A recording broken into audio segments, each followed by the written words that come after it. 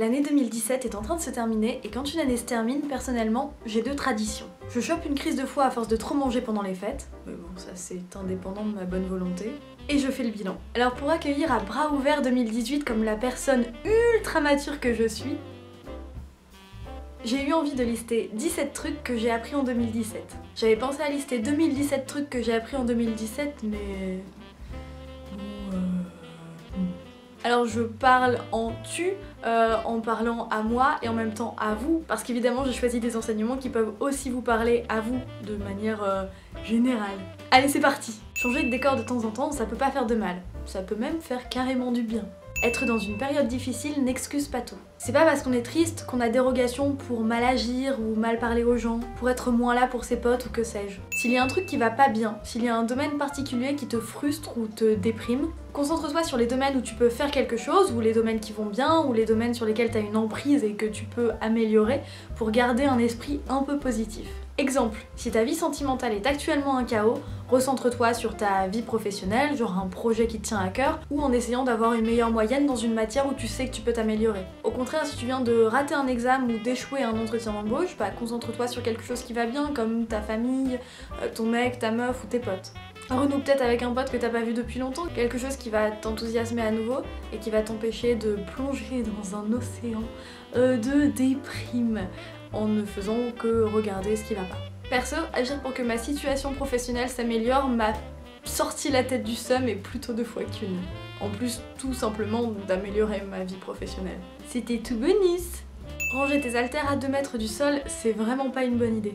Poser ton ordinateur par terre dans la ligne de chute des dites haltères rangées à 2 mètres du sol, c'est vraiment une idée de merde, hein. On est sur la pire idée. Vraiment.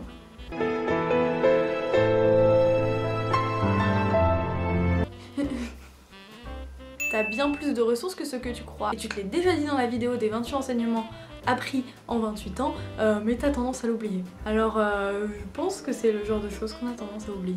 On est bien plus fort que ce qu'on croit être. Parce que comme je le dis souvent dans les vidéos, on a tendance à regarder la finalité du projet au lieu de se concentrer sur chaque étape, une à une. Donc voilà, étape par étape, on peut devenir président de la République même, si ça se trouve. Faire des vlogs régulièrement, c'est vraiment pas ton truc. Bon, là pour le coup, je m'adresse surtout à moi. L'année dernière, pile à cette période, j'ai commencé à faire des vlogmas, c'est-à-dire des vlogs de Noël. Et sur le coup, j'aimais beaucoup, alors j'ai eu envie d'en faire toute l'année. Et voilà comment je l'ai mal vécu après, mec. Je sais pas, ça me ressemble vraiment pas d'exposer comme ça frontalement ma vie privée, les potes avec qui je sors, la personne qui partage ma vie. Je dis pas hein, quand c'est pour une vraie raison ou lors d'une vraie occasion, genre un voyage ou que sais-je, comme j'ai pu faire à Lille ou au tournoi des 6 stations. Pourquoi pas, mais tous les jours, vraiment pas. Je crois qu'il faut que je me rende à l'évidence. Je ne serai jamais Zoéla. Mais même si j'aimerais bien avoir la même baraque. Parfois, quand on n'arrive pas à bosser ou à réviser, vaut mieux faire une pause et aller faire un autre truc plutôt que de rester devant son ordi ou ses fiches en baignant dans son jus de frustration de ne réussir à rien. Si c'est possible, bien sûr. Pendant mes 2 premières années de freelancerie, j'ai passé des journées entières à être victime du syndrome de la page blanche. Sans pour autant quitter l'ordi parce que j'avais peur de culpabiliser en ne me donnant pas l'impression de faire quelque chose de concret pour mon job. Depuis quelques mois, au bout de 20 minutes sans rien réussir à produire, je fais une pause. Mais une pause active. Au lieu d'écrire, je vais courir, ou je vais faire des courses, ou je fais des factures, ou je passe l'aspi, ou je note des idées de vidéos ou autres. Des trucs qu'il faut que je fasse quoi qu'il arrive. Ça me permet de me sortir la tête du cercle vicieux du manque d'inspi et donc d'en retrouver. En plus de me donner à raison l'impression d'être productive. Si tu manges moins, pour une raison ou pour une autre, faut pas boire autant que d'habitude. C'est pourtant logique! Dans les périodes où ça va pas, pour une raison ou pour une autre, il y a un truc qui aide vraiment à s'endormir et à retrouver un petit peu d'optimisme et de joie, c'est de penser à 3 trucs cool qui te sont arrivés dans la journée au moment de chercher le sommeil. J'ai commencé à faire ça au plus fort de ma déprime estivale, après avoir entendu cette astuce dans une des stories de Navi sur Instagram. Et ça m'a vraiment fait pas mal de bien.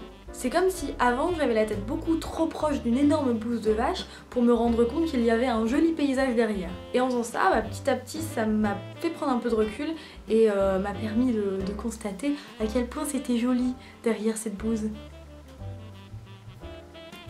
Vous pouvez vraiment compter sur moi pour tout ce qui est métaphore poétique. La fonction bloquer sur les téléphones et sur les réseaux sociaux est une des meilleures choses qui existent pour éviter des trucs genre se faire insulter ou troller ou que sais-je. Pas que ce soit mon quotidien de me faire insulter ou troller ou que sais-je. Faut que j'y vois.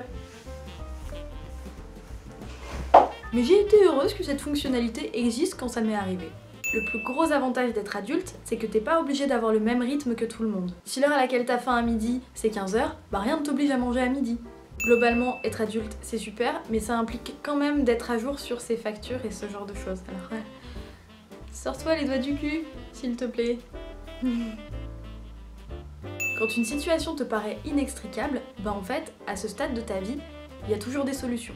Ça peut impliquer de faire des sacrifices. Moi dans mon cas, ça a été de quitter Paris, alors qu'y vivre, bah c'était mon rêve de petite fille.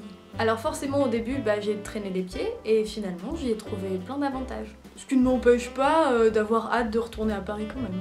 Faut juste parfois accepter de dévier un peu ou beaucoup de ses objectifs de vie sur le court, le moyen ou le long terme. En parlant de ça, peut-être que les rêves de gosse sont faits pour s'adapter à la vie. Tiens, moi par exemple, je rêve d'être auteure et comédienne depuis que je suis toute petite.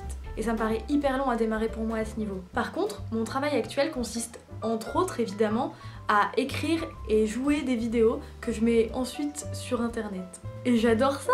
Et c'est finalement pas si éloigné, même si c'est pas exactement la même chose que j'avais prévu de faire au début.